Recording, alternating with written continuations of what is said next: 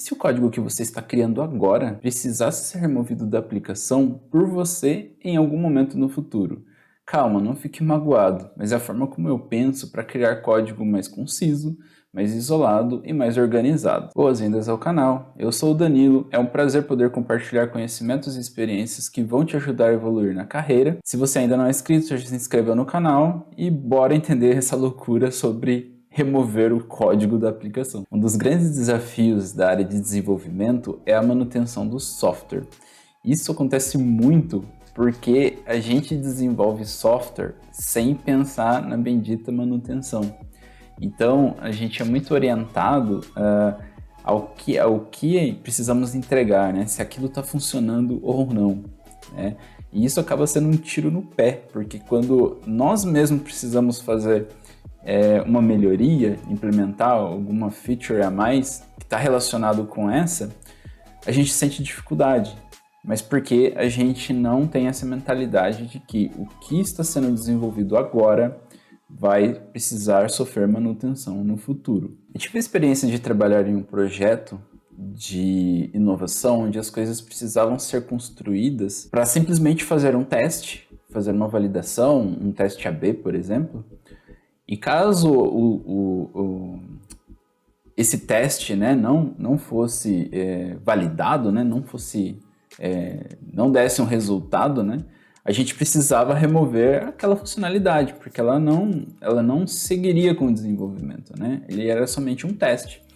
Então, a mentalidade era, o que eu for desenvolver, caso, né, não passe no teste, isso precisa ser removido da aplicação da forma mais fácil possível, né? E eu adorei, né, esse pensamento, né? A partir desse dia, tudo que eu faço, né, assim, de desenvolvimento, eu procuro, né, utilizar essa mentalidade. Com essa mentalidade, eu comecei a buscar, né, formas, né, melhores, cada vez melhores de fazer isso. E aí eu percebi que, naturalmente, pensando assim, eu comecei a criar, por exemplo, nome de classes, desde o diretório, tá? Por exemplo, ali na estrutura do projeto, né? Então, nome do diretório, nome da classe, nome de métodos, nome de variáveis, tudo da forma mais fácil, né? Que eu consiga bater o olho e entender que aquilo faz sentido, né? Mas não para mim hoje, pensando em mim amanhã, né? Pensando em mim no futuro. Se depois de um tempo eu olhar aquilo vai fazer sentido para mim. Isso me ajudou bastante, então, a criar, por exemplo, código mais conciso, né? Que é isso que eu comentei, é você ter um nome que, de fato, significa aquilo que ele está fazendo, né? Então, simples, né?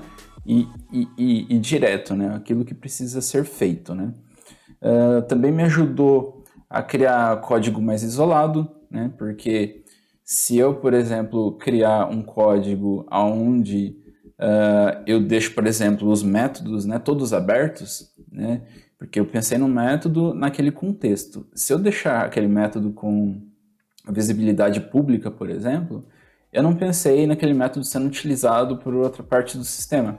Então, alguém bem intencionado e mal informado pode querer utilizar aquele método, não vai usar da melhor forma possível, porque eu não pensei para isso, né, eu pensei dentro de um contexto. E aí, se amanhã eu vier a precisar remover esse código da aplicação, outra parte do sistema vai estar utilizando. Então, aí já vai gerar um problema. Então, eu comecei a me preocupar com a visibilidade dos métodos, visibilidade de classe. Se aquilo só faz sentido dentro de um contexto, então outra parte da aplicação não pode enxergar aquilo, tá? Para evitar isso. E da mesma forma, tipo, se eu, por exemplo, encontrei ali um método que ele... Nossa, é comum acontecer isso, né? Você olha ali um método e fala, nossa, cara, isso aqui faz exatamente o que eu preciso, só preciso adicionar mais um if, né? Às vezes acontece isso, e a gente vai lá e bota mais um bendito de um if dentro do método, às vezes adiciona um parâmetro a mais ali na entrada do método, e aí começa a virar uma zona, né? A complexidade ciclomática daquilo vai aumentando, né? Vai ficando cada vez pior, né? Então, eu também, pensando isoladamente, né, eu também acabo evitando fazer isso, né? De repente, se tem alguma coisa ali naquele método que poderia me ajudar, a mentalidade que eu tenho é de refatorar, de repente. Então, se aquele método ele tem algo que poderia ser útil para mim, então eu poderia remover, né, aquele trecho para um método novo, por exemplo, e aí no método antigo eu faço a chamada para esse método, e no método que eu estou criando, né, novo, o código novo que eu estou fazendo, eu vou lá e utilizo aquela parte que eu precisava, entendeu? Então, e isso começa a me ajudar. É lógico que a gente tem que pensar, isso vai ajudar somente a mim agora, né? Eu estou fazendo essa refatoração, essa mudança só para me ajudar, ou isso vai ajudar a aplicação como um todo, né? Pensando em evolução, né? Porque se for só para me ajudar também, aí é um ponto que eu preciso repensar, né? Porque eu estou ferindo o meu próprio conceito, né? De eu deixar tudo privado, tudo isoladinho, né? Porque pertence àquele contexto, e aí alguém vem lá e refatora o meu código, né? Deixa como público, por exemplo, e passa a utilizar aquilo, né? Então, a gente precisa tomar bastante cuidado nesses pontos, né? E o terceiro ponto é a questão da organização, né? Que eu acabei meio que antecipando um pouco, né? Que é sobre você colocar as coisas nos lugares certos, né? Toda aplicação ela tem uma arquitetura, né? Pode ter sido criada ali em camadas, por exemplo, né? Aí cada camada tem a sua responsabilidade, então aquilo precisa caber dentro de alguma das camadas, né? Então a gente precisa respeitar isso, né? E se, por exemplo, é alguma coisa muito fora, por exemplo, do que já tem ali, que é o caso a experiência que eu tive, né? De criar algo para ser testado, de repente acabava vendo alguma coisa com um contexto totalmente novo, né, dentro da aplicação. Então é o momento de você criar, de repente, um diretório novo, uma integração, por exemplo, né, que você está construindo. Você cria ali um diretório para aquela integração, você utiliza somente coisas necessárias, né, dos outros diretórios, né, dos outros módulos, vamos pensar assim, e você desenvolve tudo dentro daquele contexto, né.